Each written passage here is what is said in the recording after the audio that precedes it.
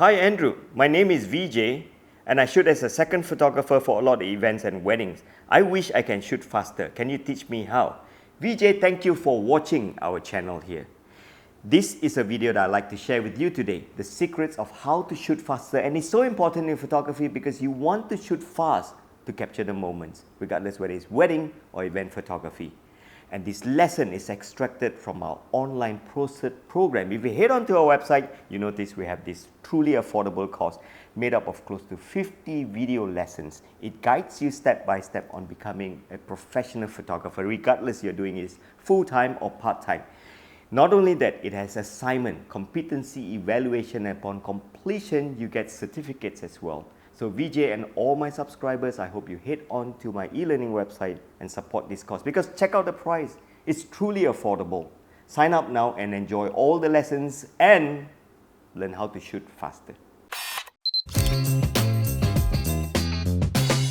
In this lesson, I'll teach you how you can shoot faster with the lovely K here. That means I have to move really fast? Yes, but not just yet, because the first few things I'm going to teach you is how you can move from one location to another location, from bright, shaded, to indoor, to super bright with the sun in front and behind you, and you can adjust your camera very quickly and take the shot like a pro. So you asked me to get changed and everything and you don't want me to move fast?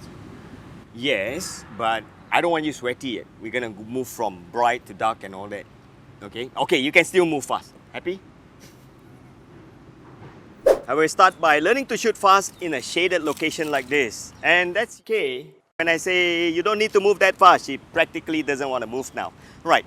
Few things that you need to go through now when you are shooting fast. Number one, I'm on manual exposure mode now. I'm going to use the toughest mode to use. First thing you got to figure out is your exposure metering mode. I'm going to use the average metering mode. So that's what I'm going to change. Done. And then the second thing I got to change is my ISO. That is shaded, so I'm going to use an ISO of 400. Next would be my aperture, so I'm going to use F2.8. And the next most important thing would be your shutter speed. A lot of photographers do not spend time thinking what is the shutter speed. They take up the camera and they start metering too much. Sometimes they are 6 stops brighter and darker than what it's supposed to be. I'm going to look at here and predict that this would be at about a shutter speed of maybe 640. 640, take up my camera. There, I am about 1 stop. So I'm just going to turn 1 time, focus on the eyes, take that shot. Done. That's how you shoot fast. And I'll be even faster if I am not teaching or talking. So here's the summary again. Make sure that you get your metering mode correct before the shoot. Don't take up your camera and start fumbling. Second thing, set your ISO before you take up your camera. Take a look at the location and where the subject is. You can tell it's 400. You can open your eyes now so they can see the ISO. And then your F value followed by your shutter speed. Do not leave your shutter speed random numbers. You need to predict where it is. And even though saying that it's 640 on the shutter speed, I was still about 1 stop over. And here's what I do. I no longer meter. I get a habit of just turning my dial, turning my dial, turning my dial, and assume that that is 1 stop. So you got to practice that this is 1 stop, this is 1 stop, this is 1 stop, this is 1 stop. That's a good practice. Try that. Let's quickly move on to a brighter location and let me show you the process that I go through. And then now she's in a very bright location. So the ISO is 400. The one that I have on my camera from the shaded shot to come to here, I can bring the ISO down. But let me teach you one of the fastest way that you can do shots without worrying about the ISO. Press your ISO and start turning this until you see auto. So the camera is going to worry about the ISO for you. My F value, to be honest, is normally when it comes to a solo portrait is 2, 4 or 2.8. So I seldom use 2 to be honest. So it's either 2.8 or 4. So my F value is still the same. What about the shutter speed? Well, use some logic.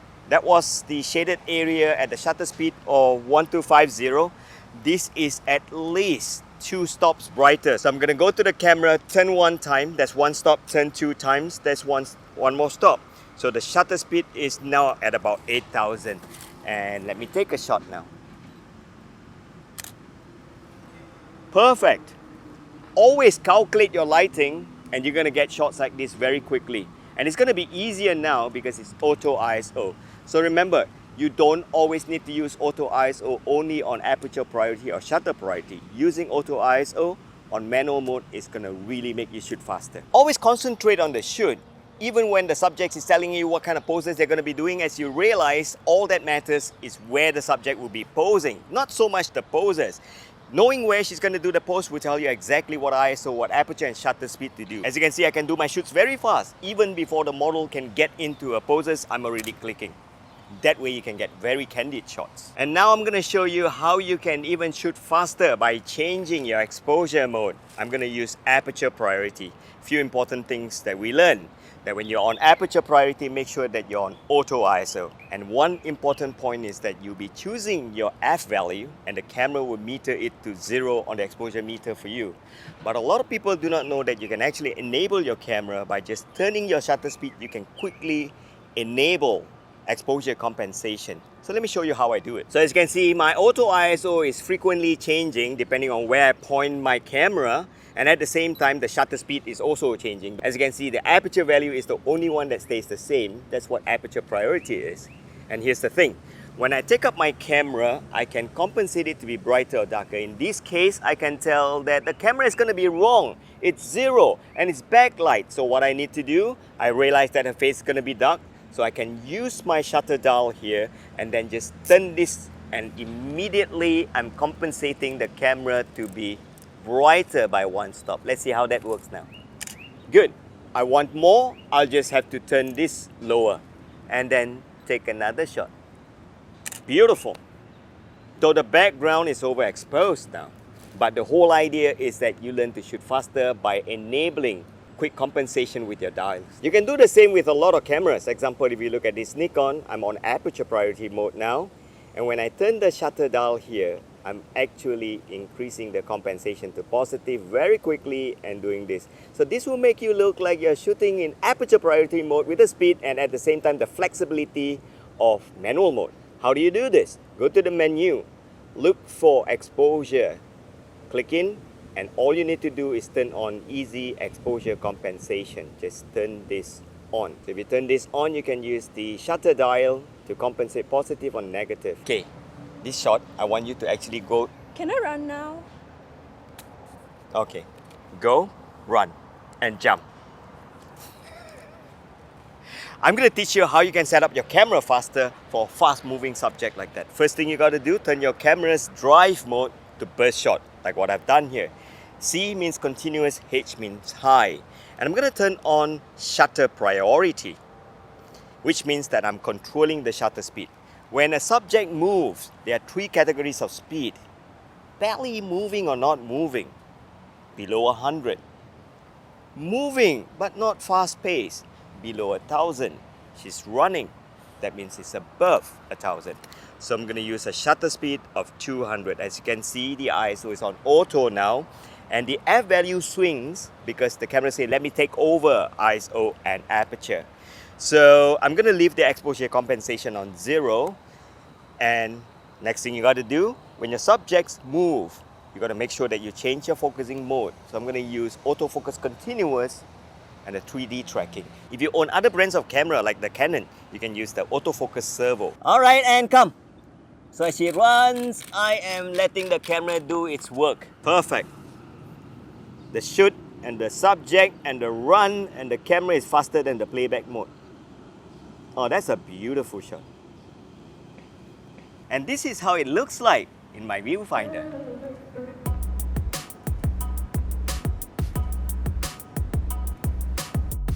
So viewers, I hope you enjoyed this lesson and know how to shoot faster now.